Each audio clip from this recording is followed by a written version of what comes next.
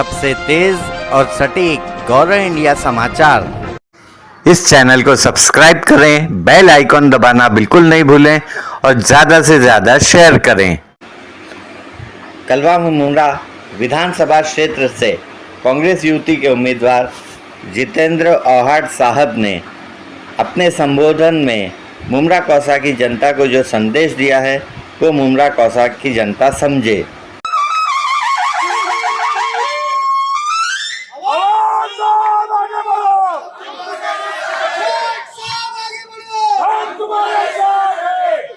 मैं पहली बार ही बोलता हूँ, मेरा भाषण शुरू होने के बाद कोई घोषणा मत देना, मैं डिस्टर्ब हो जाता हूँ।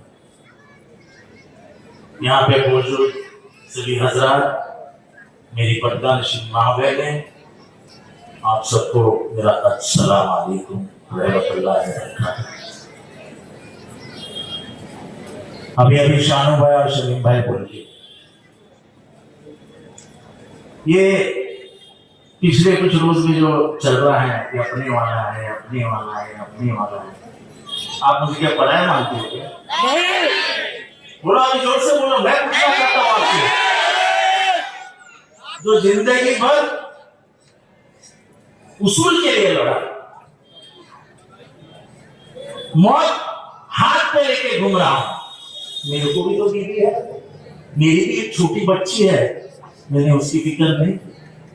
आपने देखा मेरी गाड़ी तोड़ी, मेरी गाड़ी पे हमला हुआ, मेरे मौत के वारंट निकले, मेरे फोटो पे सियाल, तो भी नहीं डरा। जब भी कोई भी इश्यू निकलता है, भारत में 5 लोग बोलते हैं, उसमें से सबसे पहले कौन बोलता है? कौन बोलता है? मैं चुप बैठ जाता हूं ना, क्या समझता है? पर नहीं, मेरा खून मुझे चुप नहीं बैठने देगी, क्योंकि मेरा खून, मेरे विचार गांधी से आए हैं। ये देश गांधी का है, ये हम जिंदगी भर में नथुराम के हाथ में जाने नहीं देंगे। ये नथुराम की औलाद है जो आज इस देश की अमन और शांति को खराब कर रहा है। ये क्या बचा है? अपना वाला है, अपने वाला है, चलने वाला है। कहां थे जब धर्मांतरण का विषय आया मुमरा में? जब 400 धर्मांतरण हुआ है ऐसा कहा, तो कौन आया था सब पुलिस से सवाल पूछने के लिए कि मुझे एक धर्मांतरण बताओ और फिर लेके जाओ सबको? पुलिस ने 24 घंटे में बयान वापस किया और कहा कि एक भी धर्मांतरण नहीं होगा, नहीं तो हमारे बच्चे 50 बच्चे उठाए जाते, यूपी में लेके जाती पुलिस, यूपी पुलिस, और उनके माँ बाप चक्कर लगाते। आज विशालगढ़ में क्या हुआ? विशालगढ़ के जनता ने जाके पुलिस को और कलेक्टर को बताया था कि विशालगढ़ में हमको धोखा दिया। प्रशासन की तरफ से ध्यान नहीं दिया गया। 12 तारीख को, फिर 12 जुलाई को फिर पुलिस स्टेशन जाके उन्होंने बताया कि विशालगढ़ में कुछ हो सकता है। ये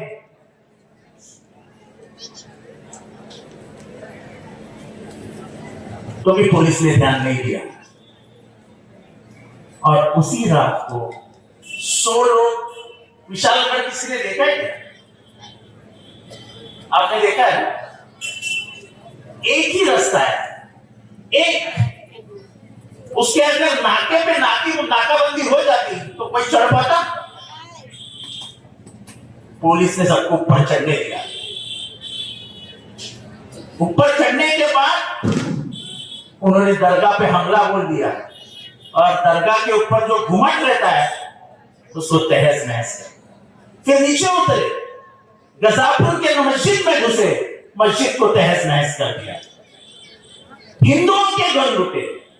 देखो, मैं हमेशा बोलता हूं, जब अतिरेकी कहा जाता है तो अतिरेकी को कोई धर्म नहीं होता, कोई धर्म नहीं होता। वैसे इन दरिंदों का कोई धर्म नहीं, कोई धर्म नहीं। जिस शिवाजी महाराज ने कहा था अपने सैनिकों से कि तुम जब लड़ाई के लिए निकलोगे अगर बीच में मस्जिद लगती है तो उसको हाथ में मत लगाना। अगर कहीं पे आपको पवित्र किताब मिलती है तो उसको बाजू में रख देना। ये किसने सिखाया था? शिवाजी महाराज ने। इनको हक है क्या शिवाजी महाराज का नाम लेने का? पूछते हैं कि तो बीजेपी का डर दिखाते हैं मुसलमानों को। अरे बीजेपी मुसलमान किसी के बाप से नहीं डरता है। बीजेपी कौन है? और हम जैसे लोग जो मौत को भिड़ रहे हैं। मैं तो लोगों को हमेशा बोलता हूं, मैं दो चीजों से डरता हूं, एक मेरा खुदा गया भगवान और दूसरा शरद पवार। मैं और किसी के बाप से नहीं डरता हूं। क्या होगा? मौत आएगी ना, उसके ज्यादा कुछ नहीं होता है। देने वाला वो है, लेने वाला वो है। अरे 1300 साल हो गए महाराष्ट्र की संत परंपरा को, कभी भी धर्म के बारे में कुछ नहीं बोला गया था। हमारे तुकाराम नाम के संत थे, उन्होंने अपनी किताब में लिखा है, आज से बराबर 700-750 साल पहले, अल्लाह दिलावे अल्लाह खिलावे। देने वाला भी अल्लाह है, खिलाने वाला भी अल्लाह है। वो तो बड़ी किताब है, उन्होंने बड़ा पन्ना लिखा है, मैं तो छोटा बता रहा हूं। ये थी हमारी संत परंपरा। और तुम मुख्यमंत्री के सामने एक आदमी उठता है जिसको मैं महाराज नहीं कहता हूं, उसके जैसा बंदूक कहीं नहीं, और नबी के बारे में गलत बोल देता है। और हमारे मुख्यमंत्री जो पूरे महाराष्ट्र के मुख्यमंत्री है, जो 13 करोड़ जनता के मुख्यमंत्री है, वो कहते हैं कि हम उसको हाथ भी नहीं लगाने देंगे किसी को। हम तो किसी को मारने वाला, हम तो किसी को मारने वाले नहीं है। लेकिन सर्वोच्च न्यायालय ने क्या कहा है? सुप्रीम कोर्ट ने कहा है कि जो भी धर्म के अंगार लगाएगा, गलत बोल देगा, उसको पुलिस ने 24 घंटे के अंदर अरेस्ट कर दिया। किया अरेस्ट। गजापुर के मस्जिद तोड़ने वाले को अरेस्ट किया, नबी के बारे में बोलने वाले को अरेस्ट किया, और जो चाचा को मारा, उधर मैं और हमारे एक पत्रकार मित्र रफीक कामदार, वो ध्यान नहीं देते तो वो चोर भी नहीं पकड़े जाते। आपको मालूम है मरिया चाचा के साथ क्या हुआ? उनको मारा, वो तो कैमरे में आ गया, लेकिन उनको ट्रेन के दरवाजे पे लेके फेंकने की कोशिश की। मुझे फक्र है, मैं हिंदू हूं, मैं ऐसा हिंदू हूं जो मेरे किताब में लिखा है वही मानता हूं। वासुदेव सर्व वासुदेव कुटुंबकम। वासुदेव ये क्या? ये दुनिया, ये मेरा घर है और इसमें मेरी फैमिली रहती है, यानी हम सब भाई बहन हैं। ये हमारे किताब में लिखा है। ये नफरत किसी को कोई सिखाता नहीं, नफरत पार्टियां सिखाती, नफरत पार्टियां सिखाती। और बीजेपी ने वही किया। 2014 से यहां का मुसलमान हैरान नहीं है? हैरान है कि नहीं है? तुम मॉब लिंचिंग करोगे, देश के सीमा पे लड़ रहा मुसलमान का बाप घर में होता है, उस बाप के घर से कुछ खुशबू आती है गोश्त की, अंदर जाते हैं, बिना पूछे उसका मर्डर हो जाता है। ये क्या है? क्या है? आप ये राष्ट्रवादी कांग्रेस पार्टी किसकी थी? चलो बताओ, जोर से बताओ। शरद पवार को एक दिन आज इस बार आता है, धक्का मार के बाहर निकाल देता है और जाते जाते उसके हाथ से कड़ी छीन लेता है। ये पाकिट मारो की टोली है, पाकिट मारो की। अरे हिम्मत थी तुम्हारे में ना, मर्द का औलाद था अजित पवार, तो बोलता था कि शरद पवार ने उतारी लेगी, मेरी कोई दूसरा निशान ढूंढ लेता हूं और लड़ता हूं चुनाव, तो हम उसको मर्द कहते हैं। अरे तुमने तो, तुम्हारे चाचा ने तो देश में बढ़ाई हुई पार्टी है, जो पूरा निशानी उसने देश लेके गया, तो उसको चुरा कर अपना मेरा मेरा मेरा करके घूम रहे हो। जनता को मालूम असलियत क्या है। जिस आदमी को 5th स्टेज कैंसर हुआ था, जिसकी हड्डी टूट गई थी, वो आदमी आज भी 18 घंटे काम करके इस देश की फिरका परस्त विचारधारा के खिलाफ लड़ रहा है और वो बोल रहा है कि महाराष्ट्र में बदलाव ला के दिखाऊंगा। ये शरद पवार जी की हिम्मत है। वो मोदी जी के सामने नहीं झुके, वो अमित शाह के साथ जी के सामने नहीं झुके। उन्होंने हमारे सामने कहा था, जिसको जाना है जाओ, मैं इसको रोकूंगा नहीं, मैं अकेला रहूंगा, मैं जाऊंगा नहीं, उनको जाने से मैं रोकूंगा नहीं।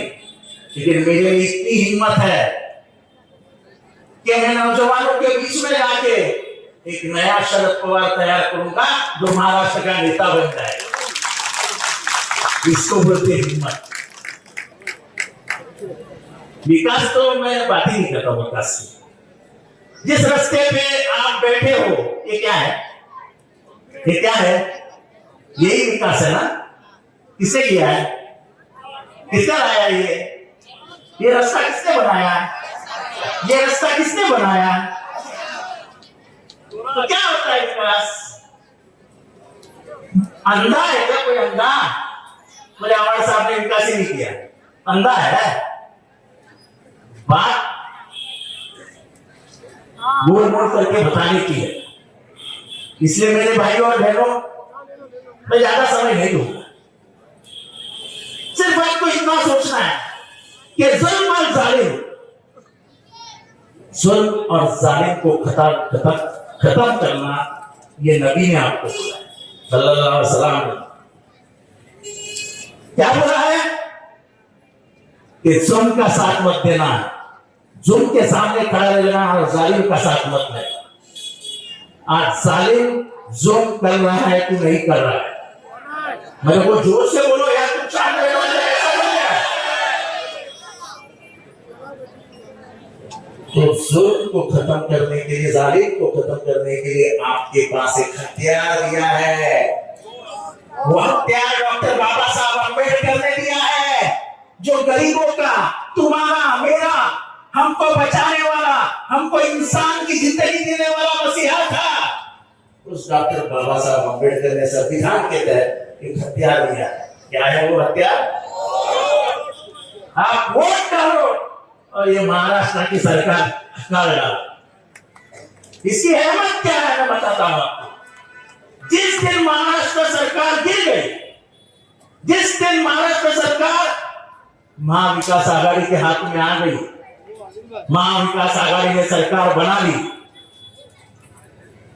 तो कसम से जितनी मेरी समझ है, 35 साल का तजुर्बा है, जिस दिन ये चुनाव का नतीजा आ जाएगा और महाविकास आघाड़ी की सरकार बन जाएगी, उस दिन से लेके 60 दिन में, ध्यान से सुनो, उस दिन से लेके 60 दिन में चंद्रबाबू नायडू और नीतीश कुमार मोदी को दिया जो समर्थन है वो वापस खींच लेंगे और ये सरकार वैसे ही।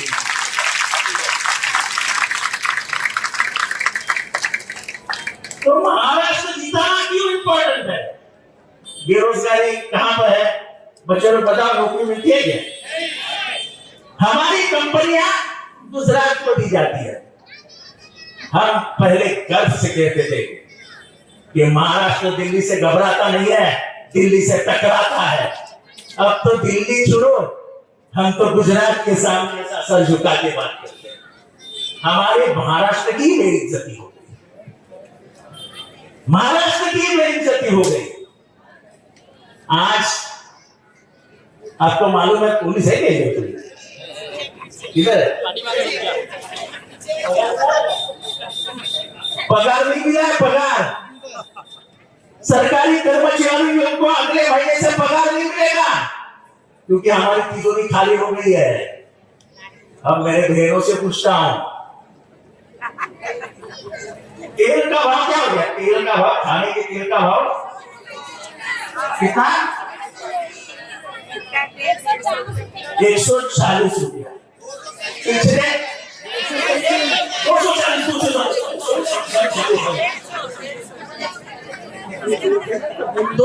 समझे जो हुआ। और मुझे इतना मालूम है कि पिछले 30 दिनों में 40 रुपये से भाव बढ़े।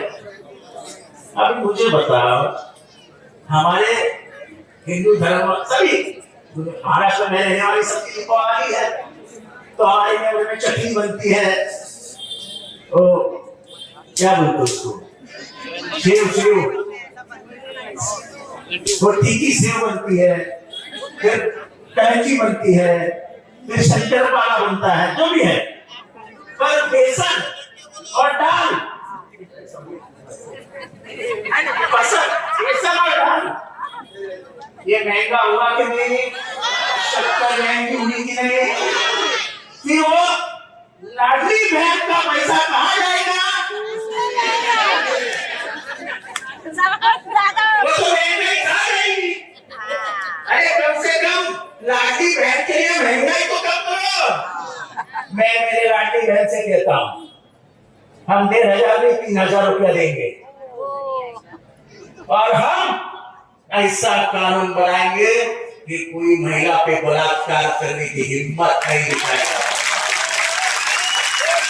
ऐसा कानून बनाएंगे कि कोई बच्ची के ऊपर हाथ डालने की हिम्मत नहीं दिखाएगा।